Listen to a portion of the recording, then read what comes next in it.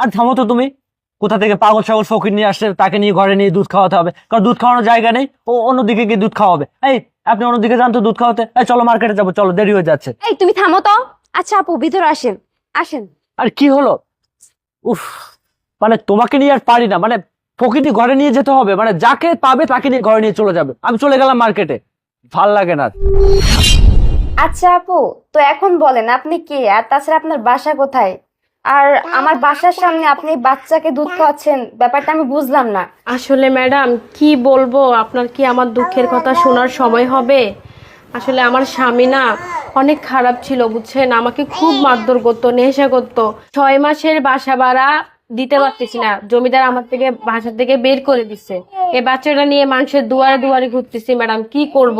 আজকে 2 দিন যাবত ঠিক মতো খেতে পারতেছি না, বাচ্চাটা দুধ পাচ্ছে না, আমি আর পারতেছি না, এখন একটা বাসার কাজ খুঁজতেছি।